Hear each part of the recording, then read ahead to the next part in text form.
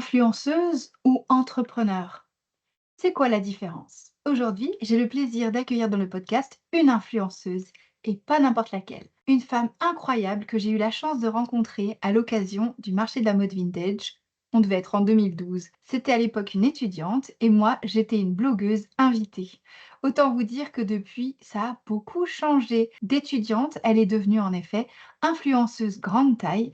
J'ai l'honneur de recevoir aujourd'hui dans le podcast Virginie Grossa. C'est une femme exceptionnelle qui a une confiance en elle incroyable, que j'admire beaucoup et que je suis vraiment ravie de pouvoir vous présenter dans le podcast. Dans ce podcast, vous le savez, mon objectif est de vous aider à développer votre posture d'entrepreneur. Alors les questions que j'ai posées à Virginie sont vraiment tournées autour de cela, son quotidien en tant qu'influenceuse à son compte. Quand je vous dis que nous ne sommes pas des influenceuses dans les différents podcasts dans lesquels on parle d'Instagram par exemple, vous allez pouvoir en avoir la preuve aujourd'hui parce que Virginie nous explique justement ce que c'est qu'une influenceuse, son quotidien, et même si elle est à son compte, vous allez pouvoir le constater, elle n'a pas du tout les mêmes préoccupations que nous pouvons avoir. Et c'est ça, je trouve, qui est très intéressant. Vous le savez peut-être si vous écoutez le podcast depuis plusieurs épisodes, ma créativité vient de ma capacité à aller piocher dans d'autres univers des choses que je vais appliquer à mon univers. Et pour vous montrer comment on peut le faire avec l'interview de Virginie, je vous invite à écouter cet épisode et à bien rester jusqu'au bout, parce qu'en conclusion, je vous donnerai justement les pistes que je trouve intéressantes à explorer et à garder en tête pour notre activité de conseil en image. Trêve de bavardage, je vous laisse maintenant découvrir Virginie et encore merci à toi Virginie de t'être prêtée au jeu de l'interview. Je vous retrouve à la fin de l'épisode. Bonne écoute. Bonjour et bienvenue dans le podcast Happy Personal Shopping. Je suis Maïté Despréaux, bulle de mode, mentor business spécialisée dans l'accompagnement des conseillères en images et personal shoppers débutantes. Forte de plus de 15 ans d'expérience comme personal shopper, j'ai le plaisir de vous guider pour vous lancer dans cette activité passion. Dans ce podcast, nous aborderons 4 grandes thématiques pour vous aider à démarrer et à exercer sereinement. Première, la stratégie et l'organisation. Des conseils pratiques pour développer votre activité tout en préservant du temps pour vous. Deuxième, l'état d'esprit entrepreneurial. Je vous donnerai les clés indispensables pour bâtir une entreprise solide et durable. Troisième thématique, le savoir-faire métier. Tout ce qu'il faut maîtriser pour asseoir votre expertise et devenir une véritable professionnelle. Et enfin, les inspirations, des idées en matière de business et de style pour nourrir votre créativité, enrichir vos connaissances et mieux accompagner vos clients. Si tout cela vous plaît, alors commençons tout de suite avec l'épisode du jour. Bonjour Virginie, bienvenue dans le podcast Happy Personal Shopping. Hello! Ça me fait très plaisir de te recevoir parce que ça fait quoi? Ça doit bien faire 15 ans qu'on se connaît, toi et moi. Ouais, ça date de fou. Je crois que j'étais étudiante quand on s'est rencontrés. C'était sur l'organisation du marché de la mode vintage, si je me C'est rappelle bien. ça, c'est ça. C'était énorme. Bah oui, ça date de fou. J'étais étudiante à l'université de la mode. En effet, je bossais sur le marché de la mode et on s'est rencontrés, comme ça à l'époque, ouais. T'avais pas encore ton blog? Non, j'ai commencé mon blog, quand j'ai fini mes études. Donc OK. juste après, ouais. Mmh. Et alors aujourd'hui, tu es plus du tout blogueuse? Alors, pas vraiment, on va dire que, le métier a évolué. Il y a eu, l'ère des blogs, donc il y a 10, 15 ans, maintenant. Et c'est vrai que maintenant, on est plus sur, influenceurs, créateurs de contenu, tiktokers, instagrammeurs, voilà. C'est un peu la même chose, mais ça a évolué, quoi. OK. Et donc, pour les personnes qui ne te connaissent pas, est-ce que Mmh. tu peux te présenter en quelques mots, s'il te plaît? Bien sûr. Ah donc moi, je m'appelle Virginie, j'habite à Lyon, et j'anime mes réseaux sociaux autour de la mode grande taille et de la food. J'ai commencé sur Instagram et aujourd'hui, je suis, plutôt suivie sur TikTok avec, plus de 700 000 abonnés. Waouh, bravo, Ouais, merci. c'est génial. Et on t'a vu partout. On t'a vu dans des podcasts, on t'a vu à la télé. Enfin, c'est beaucoup de Merci. succès tout ça. Oui, c'est vrai que, bah, j'ai eu beaucoup de presse, récemment, donc je suis très contente, que ça m'apporte, un peu plus de visibilité, et qu'on voit un peu des femmes, grosses, dans les médias, donc je suis très contente. Alors c'est marrant que tu utilises le mot «grosse» parce que souvent c'est un mot on n'utilise pas trop, on a peur de l'utiliser. Ouais. Comment ça se passe pour toi? Ah bah, moi je l'adore ce mot, hein. Bah, déjà c'est une partie de mon nom de famille, parce que je m'appelle Virginie Grossin, donc j'ai aucun problème avec et bah, si on regarde dans le dictionnaire, c'est pas du tout un mot, péjoratif, en soi, c'est un adjectif, donc Comme je dis toujours, on aime bien avoir une grosse maison, un gros porte-monnaie ou un gros chat. Bah, moi, je suis grosse, voilà. J'adore ta philosophie de vie, c'est ça aussi, je pense, qui plaît tant, à tes Mmh. followers, c'est que Ouais. pour toi, c'est pas une question de taille, la mode. Est-ce que tu peux nous Non, raconter? pas du tout, pas du tout, donc oui, être grande taille, ça peut être un obstacle, bah, pour s'habiller, mais il y a toujours des solutions. On peut être une modeuse, quand on dépasse une certaine taille et voilà, c'est ce que j'essaye d'insuffler aux personnes qui me suivent. À la base, j'étais suivie, bah, par beaucoup de femmes grande taille qui étaient là pour mes conseils et aujourd'hui, je suis suivie, bah, même par des gens qui ne sont pas concernés, par la mode grande taille, juste parce que je leur insuffle, de la confiance et des bonnes vibes, quoi. Et il y a un truc qui m'a marqué toujours dans ta façon de faire, c'est que tu fais toujours la gueule sur les photos. Oui. Bah, oui, parce qu'en fait, si vous regardez, des éditos de mode et cetera, les mannequins ne sourient pas. Elles font toujours la gueule, elles ont un regard un peu, de haut comme ça, un peu dominant, un regard de «connasse», entre guillemets. Donc c'est vrai que moi je reprends ces codes-là. C'est pas parce qu'on est grosse qu'on est toujours obligé d'être habillé, en multicolore et de rigoler à gorge déployée, en tenant des fruits, en portant des salopettes, enfin voilà. Donc j'essaye vraiment de casser ce code-là en faisant des éditos un peu poussés où vraiment, bah, je me prends pour une mannequin quoi, tout simplement. Alors c'est pas tu te prends, Mmh. tu es mannequin. Oui, oui aussi. Tu as travaillé pour des marques en plus? Oui, oui, des petites marques, indépendantes, qui se lançaient, tout ça, pour des photographes, en effet. Donc c'est aussi une partie de mon métier, mais c'est pas ce qui représente, le plus gros, aujourd'hui, quoi. Alors quand tu dis, «de mon métier» parce qu'aujourd'hui Mmh. l'influence, c'est devenu ton métier. Est-ce que tu peux Tout nous à fait. raconter un peu comment tu en es arrivé là, à pouvoir dire que c'est ton métier? Oui. Alors donc moi, j'ai fait des études à l'université de la mode, j'ai travaillé dans le e-commerce pendant presque 10 ans. J'adorais mon métier, le e-commerce, c'est vraiment aussi un gros boom, actuellement, enfin surtout il y a 10 ans. Vers la fin de ma carrière, on va dire, dans le e-commerce, je m'intéressais beaucoup au web marketing, à l'influence. Je travaillais avec des influenceurs dans le cadre de mon travail et à côté de ça, moi, j'avais toujours mon petit compte, Instagram donc vraiment très orienté, grande taille et c'est vrai qu'il y a 4 ans, grâce au boom de TikTok, bah, j'ai eu beaucoup plus de visibilité et plus récemment, il y a 3 ans, ouais 2-3 ans, TikTok a mis en place la monétisation en fait, de la plateforme. Donc j'arrivais à gagner beaucoup plus avec la monétisation TikTok, plus les partenariats de marques que j'avais, qu'avec mon CDI. Et bah, j'avais une vie beaucoup plus cool avec la création de contenu que mon CDI. Moi, je suis un peu vieille pour les réseaux sociaux, hein, maintenant j'ai 37 ans. Donc So donc je me old quoi. voilà, donc je me suis dit: «Bah, en fait, si je fais pas ça maintenant, après je vais être trop périmée».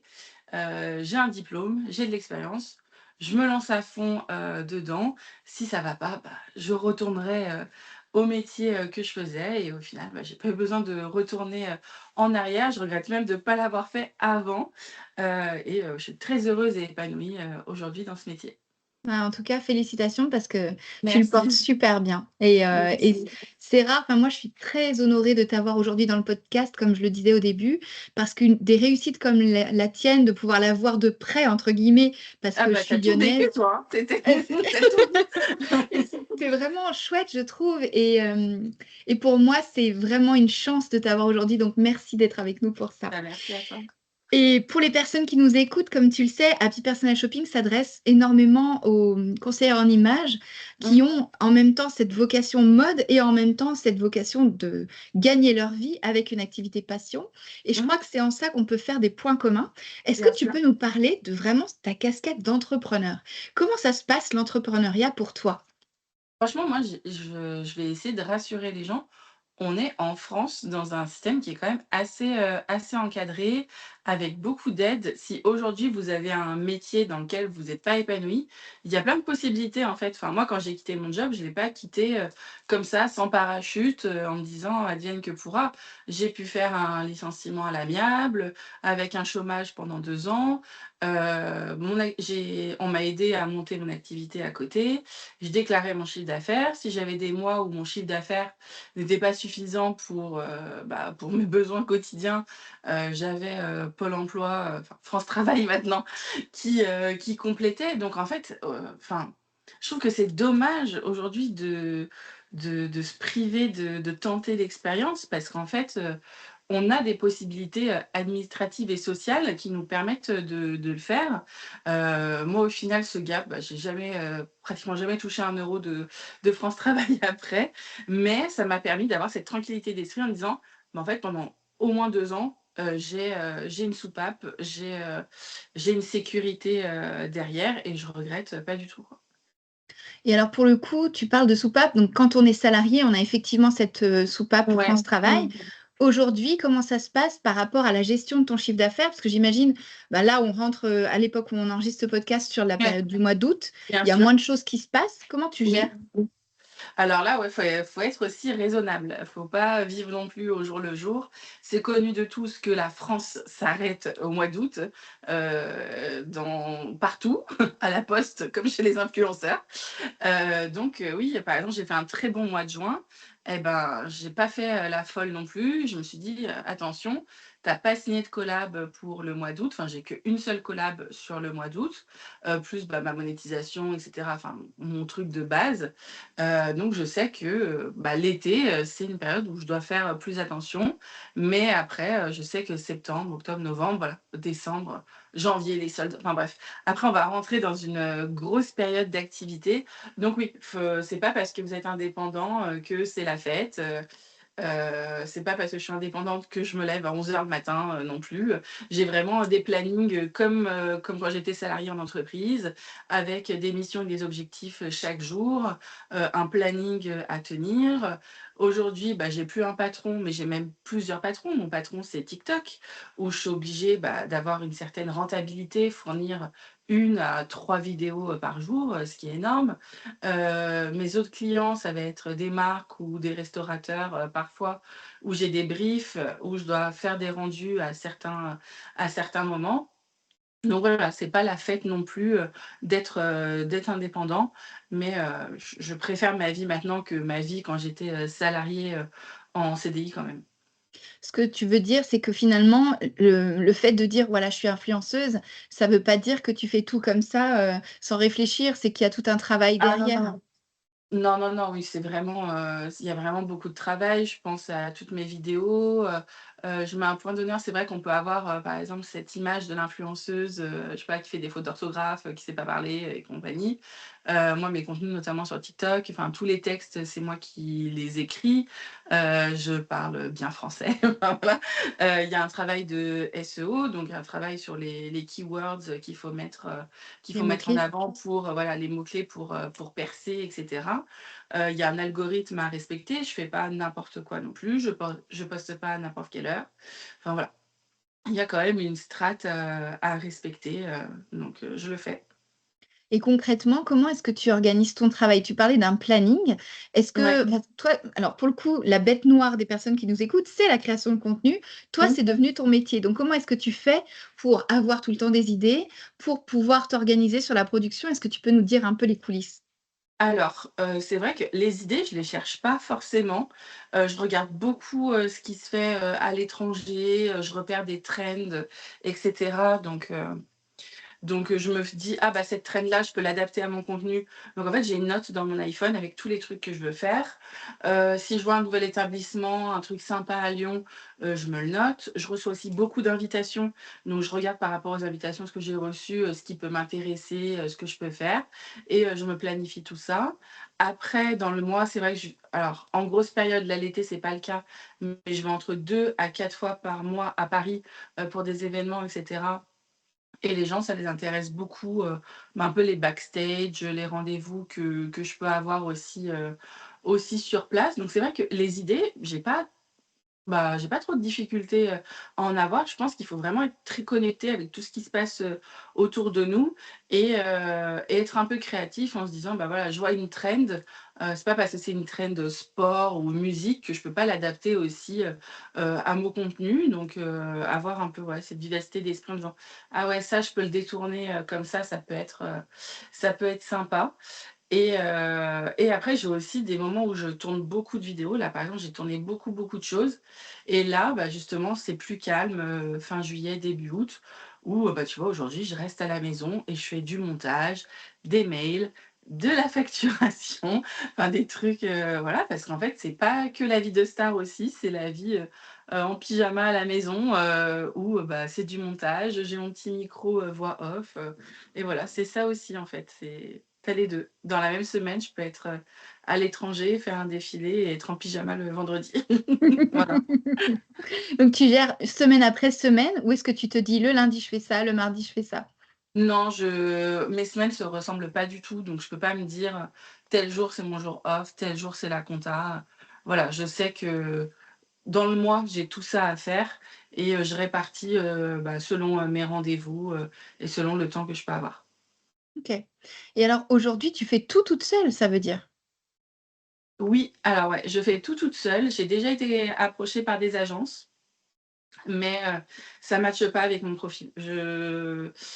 En fait, les agences d'influenceurs aujourd'hui, ils peuvent vous apporter des contrats, avec des marques. Ils peuvent vous aider, bah, dans la gestion administrative et mais aussi ils, prennent un peu le contrôle sur, ce que vous faites et sur, par exemple, vos mails, entrants. Et moi, j'ai beaucoup de mal avec cette intrusion, dans ma vie. Ils récupèrent aussi des clients que vous avez déjà pour les propager à d'autres clients de leur agence. Mais à l'inverse, moi, vu que j'ai un profil quand même atypique, grande taille, food, confiance en soi et cetera, moi, mon profil ne peut pas matcher avec, n'importe quelle marque.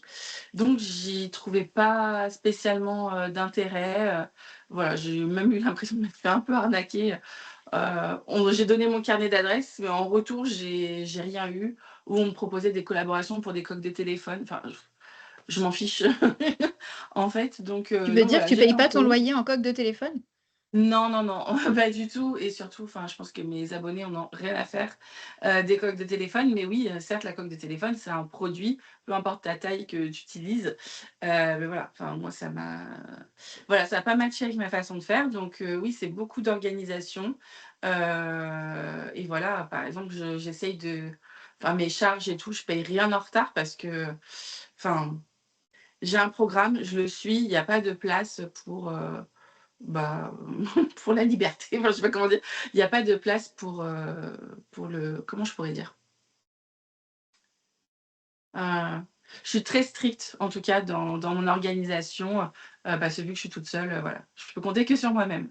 Et justement, c'est peut-être parce que tu es très stricte que ça fonctionne à ce point, non? Ah oui, oui, après il y a pas de secret, hein. Enfin, vraiment, si on veut réussir sur les réseaux sociaux, bah, faut déjà avoir une passion, faut être naturel, faut cultiver son unicité et surtout, faut produire beaucoup et garder un rythme, donc voilà. Si vous postez, tous les jours, un jour ou l'autre, l'algorithme vous le rendra. Toi, ça a mis longtemps avant qu'ils te le rendent, justement? Bah, au final, oui et non. En soi, j'ai toujours été sur, Insta. Ça marchait, bien, enfin tranquillement, mais c'était pas mon activité, principale. Mais j'étais déjà, contente de ce que j'avais. Et TikTok, il y a aussi une part un peu chance quand même, hein, faut se l'avouer, où, bah, j'ai été une des premières sur la plateforme. J'ai senti que ça allait être un réseau qui allait, exploser, en France et j'ai une vidéo qui a buzzé, qui a fait, 14 000 000 de vues, Waouh! très rapidement et donc c'est vrai que j'ai eu, 100 000 abonnés sur TikTok très, très vite, donc voilà. Mais je parle d'un TikTok, d'un certain temps. Aujourd'hui, c'est plus trop le cas. C'est un peu Mais plus difficile, il y a plus de monde. voilà, mais en tout cas, à l'époque, si vous aviez un gros buzz, ça marchait bien et encore une fois, à l'époque, j'ai l'impression de parler du siècle dernier, Entre mais avant, il y tricératops, avait on se moins comprend, t'inquiète. voilà, mais il y avait moins de créateurs de contenu sur TikTok, donc forcément, on était plus vus, vu qu'il y avait moins de créateurs. Aujourd'hui, il y a plus de créateurs, mais on peut encore, très bien gagner sa vie avec TikTok aujourd'hui, ouais. Donc c'est vraiment TikTok qui te rémunère le plus en termes de chiffre d'affaires? Alors oui et non, TikTok, ça m'apporte une sérénité. On va dire que je sais, voilà, que si je suis sage, que je fais bien mes contenus et cetera, je vais avoir une base et Si je suis après sage, j'aime bien. non, mais oui, c'est ça. Bah, de toute façon, TikTok, c'est strict, si vous mettez en maillot de bain, en lingerie, des trucs, on peut se faire bannir, si on a des propos insultants, on peut se faire bannir. Moi, quand je dis, sage, c'est mon patron TikTok. Donc c'est-à-dire que je dois lui fournir du travail, tous les jours. Je peux faire des heures sup en faisant des lives, par exemple et cetera. Donc c'est aussi très apprécié, par la plateforme. Je dois bien suivre les règles. Si je fais tout bien, voilà, on va dire que j'ai une base, mensuelle et par-dessus ça, j'ai des collaborations, avec des marques, que des marques étrangères, parce que la France a toujours rien pour les dodus. Et donc j'ai ces marques-là qui se greffent, à TikTok et à Instagram. On me demande encore beaucoup de collaborations de marques sur Instagram et donc j'ai ça qui se greffe, donc voilà, ça peut être, du vêtement, de la lingerie, de la beauté, de la food, voilà. C'est des partenariats j'ai des partenariats sur le long terme, comme avec la marque Fashion Nova, donc qui est une marque, américaine qui, eux, me signent un contrat, à l'année et j'ai d'autres marques, des fois c'est 1 mois, 3 mois, 6 mois, enfin ça dépend, voilà. Et du coup, après tu répartis: «Bon, cette marque-là, c'est pour 3 mois, donc il faut que je publie X contenu» et cetera? Voilà, c'est ça. Ils me demandent, par exemple, je sais pas, 2 réels, dans le mois, donc je sais et j'essaye, voilà, si j'ai une marque de lingerie, de pas avoir une collaboration avec une autre marque de lingerie en même temps pour que ce soit cohérent pour tout le monde. Mmh. D'accord. Et alors, quand je disais tu travailles seule, donc tu as pas d'agence, mais tu ne Non. te fais pas aider non plus pour tout le reste, pour tout ce qui est montage et cetera, tu fais tout toi-même?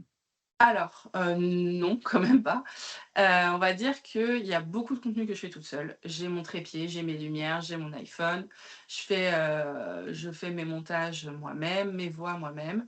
Mais après, c'est vrai que j'ai des contenus, où les clients veulent un résultat plus professionnel et là, je me fais aider de Lucas, donc qui est, mon photographe et vidéaste depuis des années, que j'adore, qui sait très bien les angles que j'aime, quand je suis prise en photo et compagnie. Avant, on mettait peut-être 2 heures à trouver un truc bien. Maintenant, on peut faire, des shootings en 45 minutes et on a le résultat, tout de suite. Et par exemple, voilà, j'avais fait une collaboration avec le centre commercial, Confluence, qui voulait une vidéo de Noël. Donc là, j'ai tout donné, robe à paillettes, sapin et cetera. Là, je me fais aider d'un vidéaste pour vraiment produire un contenu de qualité parce qu'on est sur une clientèle, bah, premium, quand même. Enfin, je veux vraiment satisfaire, le client. Après, il y a aussi des marques qui aiment bien le contenu, artisanal homemade parce que voilà, ça crée une proximité et aussi avec, bah, les abonnés en disant: «Bah, voilà, c'est pas une publicité comme ils pourraient voir à la télé, non plus. Donc voilà, je fais un petit mix des 2. Donc sur mon compte, autant on retrouve des photos à l'iPhone en vacances que, des photos de mode beaucoup plus, travaillées et c'est ça aussi être une femme, hein, on a des jours on, on a des jours off. Donc c'est un peu, vraiment ma vie, quoi. C'est top. Et alors aujourd'hui, tu te sens plus créatrice de contenu, influenceuse ou entrepreneur? Moi, je me sens pas du tout entrepreneur, vraiment pas. Pour moi, les entrepreneurs, voilà, ils font des vidéos, sur les réseaux en disant, Heu, j'ai commencé avec 1 € et aujourd'hui je suis millionnaire ou ce genre de truc. Ça me parle pas du tout. Enfin voilà, moi la partie on va dire, gestion compta, c'est 5 de ma vie. Tout le reste, même créatrice de contenu, ça me parle pas forcément. Pour moi c'est plus ouais, même influenceuse, ça me parle pas. Je sais pas, c'est plus, bah, avec ma communauté, on est comme des copines, des proches, moi ce qui me fait plaisir, voilà, c'est le retour des gens. Quand, voilà, il y a une personne qui a passé le cap, d'aller à la piscine, de booker des vacances, de porter quelque chose, on voit ses bras ou ses jambes. Bah, voilà, c'est ni influenceuse, ni créatrice de contenu, ni, psychologue, ni, voilà, c'est, la bonne copine, qui te soutient, qui te tire vers le haut. Donc voilà, j'ai l'impression d'être, un peu ça pour mes abonnés, en tout cas. Mais pourtant, tu es quand même entrepreneur puisque tu payes des charges à Oui! l'URSSAF et tout Ah bah, ça. oui, oui, l'Urssaf me connaît très bien. Et je fais tout dans les bonnes dates, je triche pas, l'Urssaf si vous m'entendez. Il y a pas besoin de vérifier, tout va bien. Parce que je veux dire, c'est que, c'est amusant ou en tout cas, c'est assez drôle que qu'il y ait ce décalage entre, tu vois, ta réalité parce que tu le dis, tu Mmh. as ton planning, tu as ton patron, nanana, nanana et tu travailles pour toi et en même temps, le fait Mmh. qu'à l'intérieur, tu as pas l'impression en fait, tu es pas en train de travailler au final, si tu dis: «Tu es la Ah bonne non, non, non. copine et tout». C'est ça. Moi, j'ai pas c'est ça aussi quand on choisit un métier passion, c'est vrai que, moi, je vais pas dire: «Ah non, dimanche, je fais rien, c'est mon le dimanche, on fait rien, c'est le jour de repos». Mais non, en fait, moi, je travaille tous les jours, mais j'ai pas l'impression de travailler, en fait et j'ai jamais quand je fais un contenu ou quand je poste quelque chose, je me dis: «Ah, j'ai la flemme». Mais ça m'arrive jamais de me dire ça. Alors que quand je me levais pour faire un autre travail, tous les matins, je me disais: C'est dur. Là, non, je me lève avec plaisir, je suis excitée par ce que je vais faire, dans la journée, parce que c'est des trucs que j'aime, quoi. Donc c'est vrai que, enfin, c'est pas une légende, hein, le métier passion, où on compte pas nos heures, Oui, avant, peut-être que je faisais 9-17, mais aujourd'hui, je travaille 24-24. Voilà. Tu travailles 24/24 et tu as dit tout à l'heure quelque chose qui est intéressant. Tu as dit: «J'ai un diplôme, je tente et on verra parce que je suis encore, fraîche», comment tu disais tout à l'heure Oui.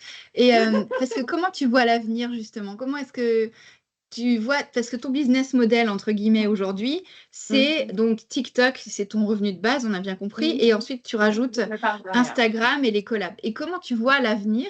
Parce qu'imaginons, bon, je dis n'importe quoi, mais TikTok, perd complètement, son Ouais. rôle, voilà. Comment tu fais? Qu'est-ce que tu as Bah, prévu?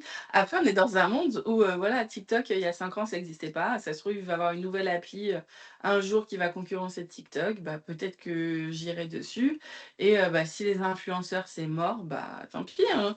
Comme je te dis, j'ai une expertise en e-commerce, en marketing de la mode. Je trouverai toujours, du travail. Aujourd'hui, grâce à l'influence, j'ai aussi une expertise, voilà, sur, les ads, les algorithmes, enfin, je pense que si j'étais dans une agence de com, je serais un super élément, donner des recommandations, à des entreprises dans leur stratégie, et compagnie. Donc voilà, c'est pas, j'ai pas rien fait en fait pendant toutes ces années, ça m'apporte quand Ah même, bah, non. un bagage. Donc voilà, si les réseaux sociaux s'arrêtent, moi j'ai pas peur, je trouverai du travail, c'est pas un souci, je serais quand même triste. Aujourd'hui, je capitalise beaucoup, sur mon image, aussi, donc tous les jours, j'ai des nouvelles opportunités, des nouveaux trucs super cool, où j'aurais pas pensé encore il y a quelques mois pouvoir, les atteindre. Donc aujourd'hui, voilà, je prends tout le positif, je vais à fond dans toutes mes propositions et voilà. Si ça continue, des années, bah, c'est trop bien. Si ça s'arrête, je retourne, travailler, dignement, comme j'ai pu le faire, jusqu'à aujourd'hui, mais voilà, ça m'effraie pas, spécialement. OK. Quand tu dis, les trucs dont j'aurais pas forcément rêvé, c'est tu t'es fait une sorte de liste d'objectifs que tu aimerais atteindre ou c'est vraiment la chance et purement la Alors chance? c'est vraiment la chance, on va dire. J'ai des goals, hein, clairement que j'ai pas encore atteints, mais voilà, j'ai eu des propositions, j'aurais dit: «Ah, j'aurais jamais pensé, que, cette marque-là s'intéresse à moi», ou des fois des retours que je peux avoir en disant, où on me dit: «Ah mais en fait je te suis et tout». Je dis: «Ah mais toi tu me suis? Oh là là», enfin je suis honorée, et cetera. Donc voilà, c'est des trucs, tu vois par exemple la marque Fashion Nova qui est une marque américaine, je t'invite à aller voir leur site où c'est que des filles ultra, chirurgie, des seins comme ça, des fesses comme ça, le ventre plat, elles sont filtrées au max et je me dis: «Bah, en France aujourd'hui, je suis, il me semble la seule grosse française à travailler avec eux. Je suis jamais passée, sous le bistouri et ils sont super contents, de mon travail. Bah, moi, je suis super honorée de travailler avec cette marque, où je m'habille, depuis X temps et de me dire: «Bah, en fait, avant j'étais cliente et maintenant je suis, ambassadrice de la marque». Ça fait vraiment, super plaisir. Je faisais aussi, des contenus pour, Savage Fenty, la marque de Rihanna. Quand Savage t'écrit pour dire: «Est-ce qu'on peut te mettre dans la newsletter pour la Saint-Valentin?» Bah, ça fait quand même super plaisir de me dire: «Bah, moi avec un corps qui est pas dans les normes, on me met en avant dans une newsletter distribuée à des potentiellement milliers, voire millions de personnes». Donc voilà, c'est des petites victoires, chaque jour, et j'aurais jamais eu ça en restant dans mon travail, classique, quoi. C'est top. Alors qu'est-ce qu'on peut te souhaiter pour l'avenir justement? C'est quoi les marques qui te feraient Alors rêver mes ou goals. vas-y, posons-les quelque part, on y Mes goals. reviendra. Alors, mes goals, me faire repérer par les équipes de Jean-Paul Gaultier, que j'aime OK. très, très fort. Voilà, parce qu'ils font encore de la grande taille. Voilà, je suis très cliente, chez eux. Donc voilà, s'ils ont besoin pour une campagne parfum et cetera, je suis très flexible. Voilà, tout ça. J'ai parlé de la marque de Rihanna, donc Savage Fenty que j'aime beaucoup. Ils font toujours des défilés, extravagants, opulents, tous les ans avec, une diversité de corps énorme. Donc c'est pareil, je suis dispo, j'ai mon passeport, j'ai mon ESTA, je peux me déplacer. Et troisième goal, c'est vrai que j'aimerais beaucoup faire une couverture, d'un magazine où on ne parle pas du fait que je sois grosse. Voilà, ça c'est vraiment mon goal. Je pense qu'on arriverait à un summum d'inclusivité quand juste on me met en couve parce que, je parle de mode, je parle de food, j'ai de l'influence, je sais faire la belle, on va dire, mais que ce soit pas axé seulement sur le corps gros. On a déjà vu des grosses en couverture, mais c'était toujours le numéro spécial ronde, on va dire. Donc non, je veux pas être le spécial ronde, je veux juste être représentée comme une femme. Voilà et heu et voilà. Si j'arrive à faire ces trucs-là, je peux mourir tranquille. Ah, c'est top. C'est intéressant, je trouve que tu dises: «Je voudrais être en couverture d'un magazine qui soit pas spécial mode ronde», parce que Ouais, pour le coup, c'est pourtant avec cette étiquette-là que tu as développé ton c'est influence et ça. ta communauté. C'est ça. Alors oui, j'ai l'étiquette mode grande taille, mais j'ai surtout l'étiquette mode de base. Moi, je vais pas donner des conseils pour cacher tes bras, cacher ton ventre. Je vais pas alors peut-être que, bah, justement les personal shoppeuses donnent ces conseils-là en disant: «Ah ça va mieux à ta silhouette» et cetera. Moi, quand j'aime la mode, je la vis, je la consomme. Donc s'il y a une tendance qui apparaît, sur les catwalks, bah, en fait, moi, à aucun moment je vais me dire: «Ah non, mais moi ça je peux pas le porter parce que j'ai un corps gros». Non, non, non, je vais le porter parce que je vis la mode et j'aime ça. Tout le temps, on dit sur mes vidéos, «Ah mais tu portes du transparent, tu portes du moulant, on voit tes bras, on voit tes grosses fesses», enfin voilà.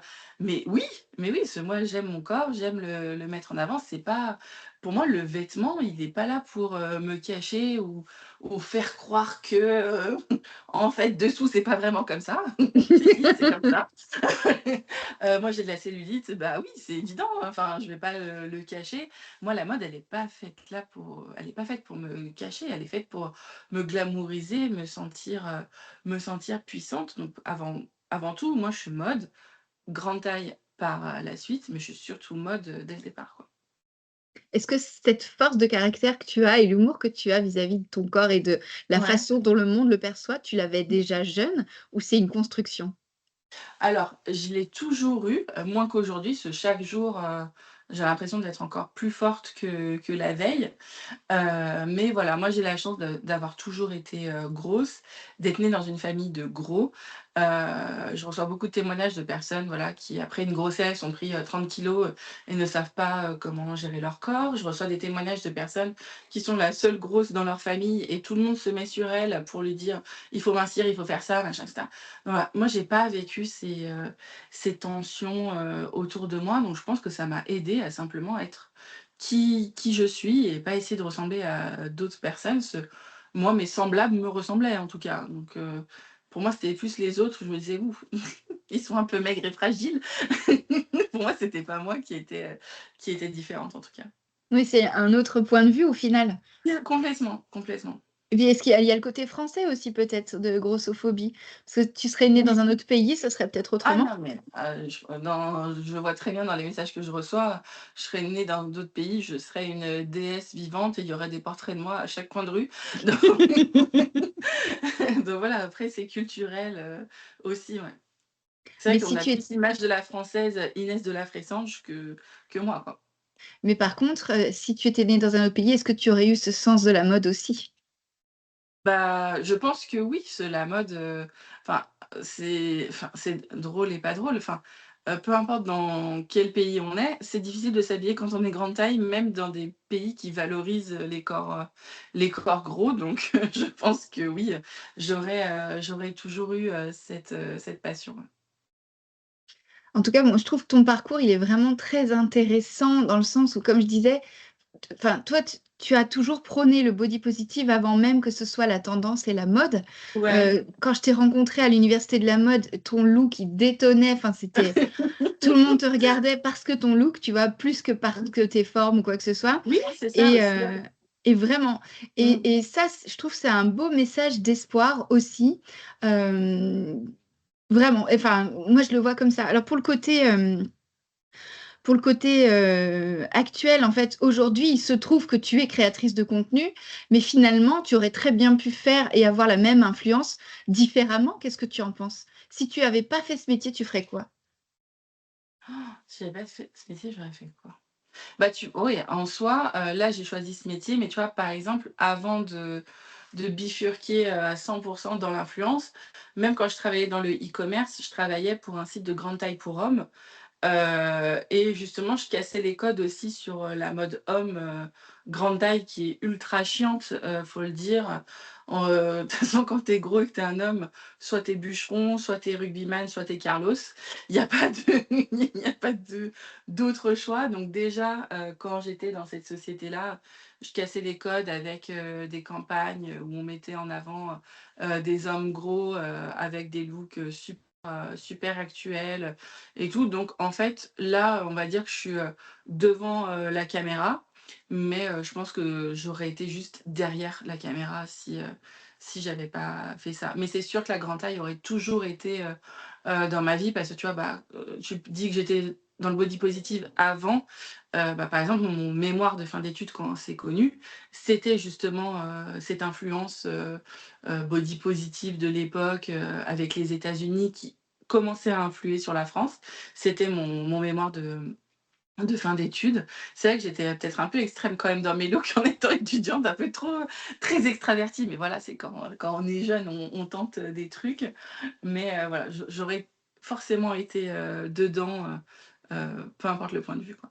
C'est marrant ce que tu dis. Tu es plus sage aujourd'hui que quand tu étais plus jeune? Ouais, ouais, je suis plus sage qu'avant. C'est dingue. Pourtant, j'aurais plus de moyens aujourd'hui pour, faire des choses, extravagantes. Mais ouais, je suis plus sage, je sais pas, je suis plus sage qu'avant. Avant, je pense que j'avais des choses à prouver aussi quand tu es plus jeune, et quand tu es en école de mode, attention, on parle de moi, mais il y a toute une classe autour de moi et on est 30 modeux et tous les matins, on s'analyse et la mode, enfin la classe devient un défilé de mode en fait, et donc c'est pas facile aussi d'être avec 30 personnes du même âge où on se toise chaque jour en disant: Elle a mis ça, elle a fait ça». Sachant que moi, j'ai toujours été la seule grosse de ma classe, donc il fallait que je sois au level des autres qui, eux, pouvaient acheter des pièces, je sais pas, chez Zara qui ressemblaient à des trucs de designer. Moi, si je me contentais que de Kiabi et de C&A, j'ai j'aurais pas eu de potes dans ma classe. Donc on va dire que le level était beaucoup plus haut, pour être un peu la queen de la classe. Et maintenant, oui, j'ai toujours autant de plaisir à m'habiller, à chiner des trucs, mais c'est vrai que je vais réserver mes looks un peu extravagants pour, de la soirée, de la fête, des événements, et je vais avoir des trucs plus tranquilles pour chaque jour, mais j'ai toujours ce côté excentrique qui sommeille en moi. Oui, parce que quand tu dis, «Il fallait que j'aie le level malgré qui habille Cézanne» C&A Oui. pardon, Ouais. tu t'habillais déjà dans les marques étrangères? Ah ouais, ouais, j'ai jamais, bah, je parle de Kiabi et C&A, mais j'ai rarement commandé chez eux.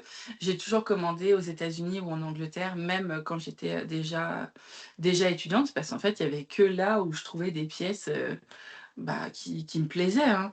Je suis désolée, mais pour les marques de grande distribution aujourd'hui qui font de la mode grande taille, c'est, des vêtements pour se couvrir et pas être nu, mais c'est pas des vêtements de mode, quoi. Malheureusement, c'est terrible, quoi. Donc ouais, j'ai toujours acheté à l'étranger et ça change pas, malheureusement. Non, oui, c'est ce que tu dis parce que là, pour le Ouais. coup, maintenant, tu es un peu plus médiatisée et le Ouais. fait d'avoir ce discours que tu tiens aussi bien à la radio qu'à la télé, que dans les podcasts et cetera auxquels tu participes, tu vois pas de changement dans les marques françaises? Bah, il y a ou eu des européenne? petits, il y a eu des petits pics, des petits trucs, La Redoute passait un moment, ils étaient assez hype, sur la mode grande taille en faisant des collabs et tout. Gémeaux aussi avait proposé des trucs avec l'influenceuse Lala Misaki, donc on a eu des pics de trucs: «Ah waouh, waouh, waouh!» Et là, c'est le calme plat, hein, c'est fini. Enfin, il y a plus de propositions, il y a plus de femmes grosses, mises en avant, même les mannequins grande taille, bah, il nous reste, Ashley et Paloma, mais toutes les autres, on les voit plus. Enfin, c'est et alors grande taille, enfin entre guillemets, donc ouais, là, je trouve que on est sur un retour arrière, en ce moment, donc ouais, je consomme toujours à l'étranger. En France, il y a rien de fou, qui m'est proposé, quoi. Mmh. Quand tu dis entre guillemets, parce que pour le coup, c'est 44-46, c'est pas du vrai grande Oui, taille? voilà, enfin pour moi 44, pour moi 44 c'est la norme en fait, si tu regardes les statistiques, aujourd'hui, 42-44 c'est la norme des femmes françaises. Donc tu peux pas les appeler, grande taille, il faudrait qu'on les appelle standard parce qu'en soi, elles font la même taille que, toutes les françaises. Mmh, Mmh. carrément. Tout à l'heure, je rebondis sur ce que tu disais. Tu parlais de publicité et d'ads et cetera. Tu fais de la publicité, toi, de ton côté, ou tu es pure organique? Non, je suis pure organique. Après, des fois, j'ai des contenus de marque. Par exemple, là, j'ai fait, une publicité pour une, crème pour uriage pour, les frottements.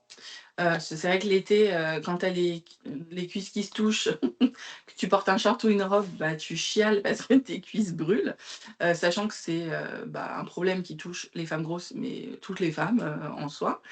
Même les sportifs, qui courent et tout. Donc j'ai fait une publicité, pour Uriage et eux monétisent, ensuite, ce contenu-là pour en faire une publicité, voilà. Mais moi j'ai créé un contenu organique et après je leur donne l'accès en fait à mon contenu pour qu'ils l'utilisent à leur guise dans leur publicité, web. Donc voilà, ça c'est plein de petits trucs, qu'on apprend aussi en tant qu'influenceur, savoir comment fonctionne tout ça, quoi. OK. Et alors Mmh. justement, ça m'intéressait ce que tu disais parce que, au tout début des influenceurs sur Instagram, il y a Mmh. des filles qui ont monétisé leur contenu pour se Ouais, rendre encore plus visibles. ouais. Est-ce que toi aussi tu fais ça? Non, non, c'est pas du tout quelque chose que j'avais fait et en plus, j'en ressentais pas le besoin parce que, bah, comme je te dis, moi, j'étais sur un contenu de niche donc j'avais déjà l'impression d'avoir, atteint, les personnes que je voulais atteindre. Si je voulais aller plus loin, bah, j'avais l'impression de quitter, en fait, la ma communauté donc non, c'est pas quelque chose que j'ai fait, spécialement, non. OK, très bien.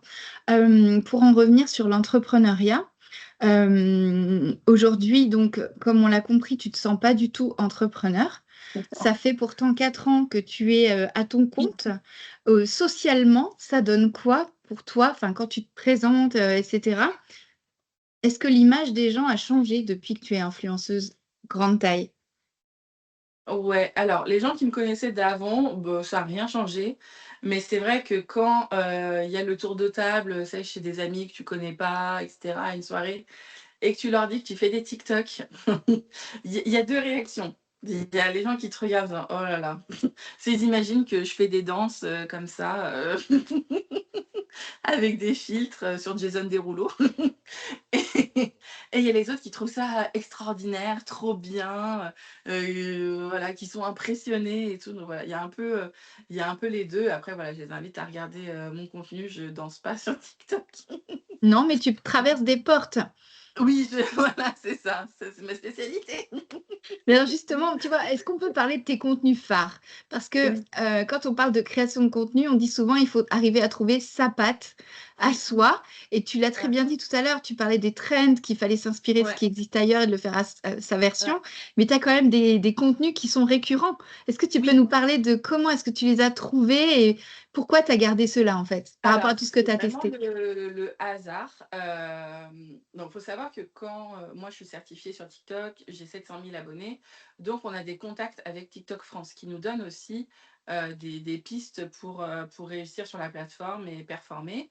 Et le contenu récurrent, l'identité, c'est très important. C'est pour ça que vous avez beaucoup de créateurs de contenu qui disent toujours la même phrase au début de leur vidéo. Par exemple, moi, si c'est un contenu qui va parler de mode grande taille, je vais dire hello les dodus. Quand tu entends ça, tu sais que voilà, déjà, ça, ceux qui ne se sentent pas dodus, ils restent pas.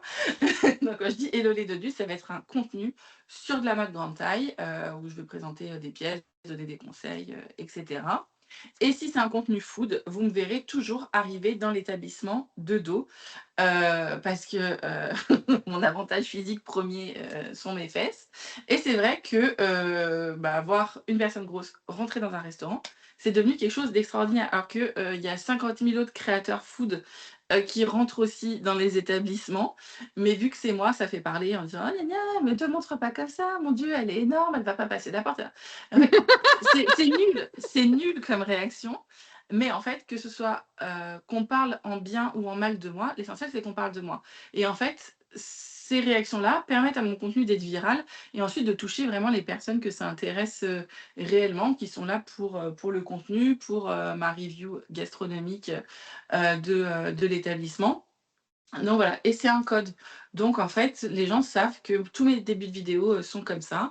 C'est pour ça que vous voyez par exemple des créateurs comme Monsieur Thomas, qui fait toujours des dégustations dans son salon, qui fait une petite danse, que vous avez d'autres créateurs, coucou mes amours, coucou mes chéris, c'est toujours, ou je pense au créateur, Cyril, Montaigu, qui commence ses vidéos par: «Allez là!» enfin voilà, tout en fait ça c'est des codes de l'influence, on appelle ça un hook donc c'est quelque chose vraiment pour accrocher, la personne et moi, c'est mes hooks de début de vidéo et ça reste. Après, j'ai des formats phares, par exemple, le petit défilé de la semaine que je fais avec toutes mes tenues, de la semaine. Bah, ça, c'est un contenu qui fonctionne de fou. Vraiment, je pourrais pas vous dire pourquoi. Même moi, je comprends pas, mais c'est un format récurrent que je fais, bah, voilà, 1 à 2 fois par mois et qui fonctionne super bien et que les marques, bah, par exemple la marque Fashion Nova avec qui je suis en collaboration, ils veulent absolument que je fasse ce contenu avec leurs vêtements. Je sais pas pourquoi ça a fonctionné, donc ça fonctionne, je garde ça quoi, donc voilà. Trop bien. Qu'est-ce que je voulais dire? Une personne qui voudrait se lancer aujourd'hui sur TikTok, sur Instagram, qu'est-ce Mmh. que tu pourrais lui conseiller de faire? Hem, Parce qu'elle doute un peu, tu vois? Parmi les personnes qui nous écoutent, il y a aussi des femmes qui aimeraient percer, pardon, sur les réseaux sociaux et Mmh. qui n'y arrivent pas. Donc u une femme Ouais. qui a envie de percer sur les réseaux sociaux et sur Insta ou TikTok en particulier, tu lui dirais quoi? Alors 1 chose, chercher à percer, ça marchera pas. Parce que quand on cherche à percer, on va regarder ce qui fonctionne chez les autres et on va vouloir copier et faire pareil. Ça fonctionne pas. Faut vraiment trouver son truc comme, voilà, moi j'ai des formats qui j'ai vu que ça plaisait, donc je suis restée là-dessus. Cultiver son unicité. Si vous avez une passion bizarre, je sais pas, les wagons de train, n'importe quoi, il y a toujours quelqu'un aux 4 coins du monde qui va avoir la même passion que vous. Donc vraiment, cultivez ça, à fond. Je trouve que plus vous êtes différents, plus ça va fonctionner sur les réseaux sociaux. Moi, par exemple, toutes ces filles qui ont le même filtre, le même intérieur, un peu, c'est, suédois, bohème, machin, je fais, elles ont le même brushing, je fais plus la différence, elles s'appellent Maëlle, Kenza, machin. Je ne sais plus qui est qui.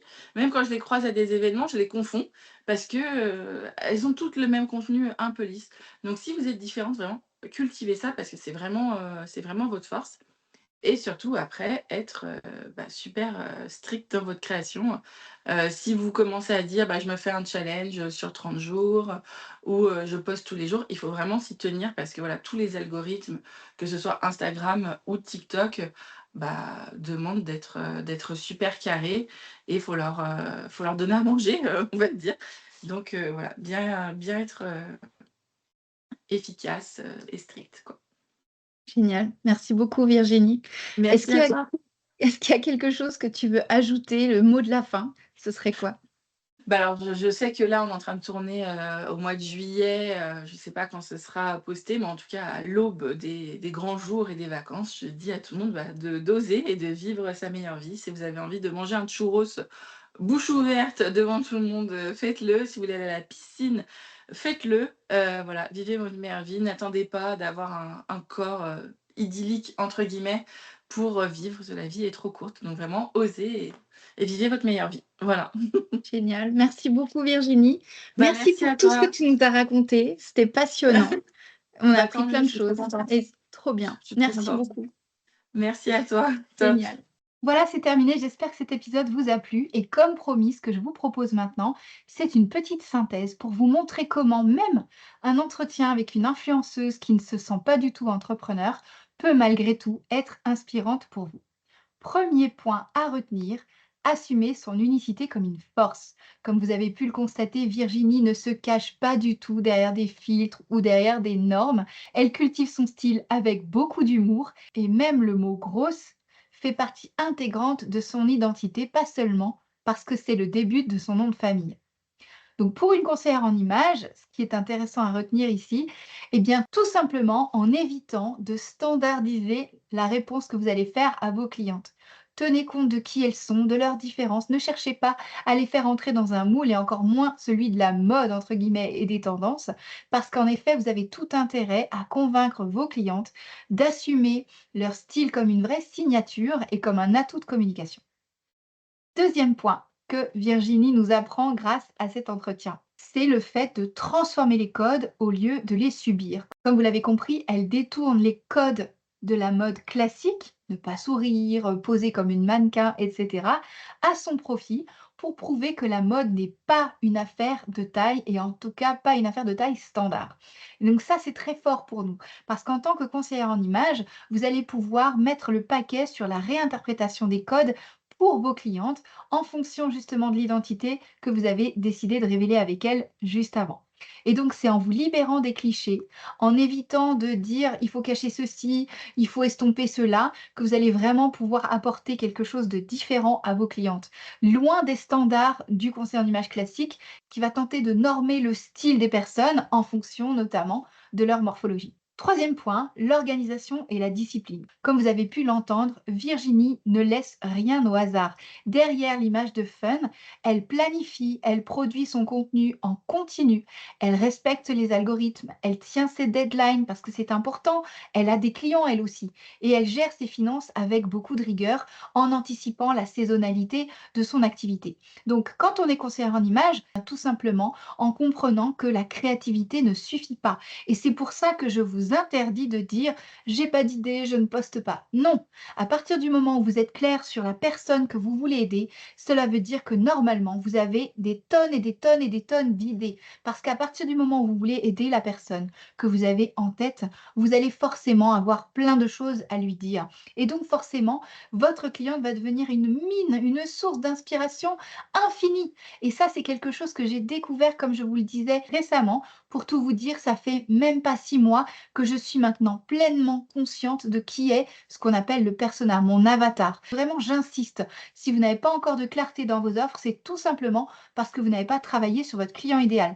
Et il ne s'agit pas de simplement savoir qui elle est, quel âge elle a, où est-ce qu'elle habite. Non, on va bien plus loin que ça. Si vous ne savez pas comment faire, eh bien, ça fait partie des choses que l'on voit ensemble dans mon programme Odyssée Première Cliente. Il revient début octobre. J'aurai l'occasion de vous en reparler assez vite dans le podcast. En tout cas, si vous ne voulez rien rater, vous pouvez vous abonner au podcast et à ses notifications pour recevoir chaque jeudi le nouvel épisode. Pour terminer sur cette histoire de créativité, c'est aussi grâce à la régularité que vous aurez que vous allez aussi fidéliser les personnes qui vont vouloir vous suivre. Et ça aussi, ça a une importance. Quatrième point, Virginie s'inspire de tout ce qui l'entoure. Et ça, quelque part, c'est aussi ce que je suis en train de vous montrer, c'est le fait de dire que quoi que vous lisiez, quoi que vous voyiez, quoi que vous visitiez, même si c'est un parc où vous avez une démonstration d'oiseaux en vol comme genre raffole, eh bien, vous allez avoir des idées parce que vous allez croiser ce que vous voyez avec les attentes de votre cliente. Vous allez croiser ce que vous voyez avec vos idées à vous et c'est ça surtout qui va montrer votre originalité, qui va vous permettre de dire qui vous êtes, ce que vous aimez en ayant ce prisme client qui est indispensable si vous voulez vraiment attirer les gens à vous. Donc observez les tendances qu'il y a autour de vous et surtout ne recrachez pas telles quelles, venez les digérer, venez les associer à votre personnalité pour pouvoir ensuite les exprimer avec toute votre originalité. Dernier point, le cinquième, pensez à créer une relation de proximité forte. Comme vous l'avez compris, la force de Virginie, c'est d'être la bonne copine. Elle a créé une communauté qui est autour d'elle de manière très amicale. Les liens qui l'unissent à sa communauté sont très forts parce que justement, elle a cette authenticité, cette sincérité avec les personnes qui la suivent. Et donc pour vous, en tant que conseillère en image, pensez bien que plus que votre expertise technique, ce que vous allez faire, c'est créer une relation avec la personne qui a besoin de vos conseils. Et donc pensez bien qu'en tant que conseillère en image, plus que votre expertise technique, ce qui va intéresser les personnes, c'est aussi la relation humaine que vous allez créer. Parce que je suis intimement convaincue qu'on choisit une conseillère en image aussi en fonction de sa personnalité, de ses affinités. Donc pensez-y, c'est très important. C'est ce qui va permettre à la personne qui tombe sur vous de vous faire confiance parce qu'elle va se reconnaître en vous, parce que les vibrations qu'elle ressent, elle va pouvoir les ressentir chez vous. D'où l'importance aussi du point numéro un. Et vous voyez que là, la boucle est bouclée et j'adore quand ça fait ça. Voilà, c'est tout pour les conseils à retenir aujourd'hui suite à cette interview. Si vous aimez les interviews, venez me le dire sur Instagram, sur LinkedIn, par mail. C'est toujours avec plaisir que je reçois vos commentaires.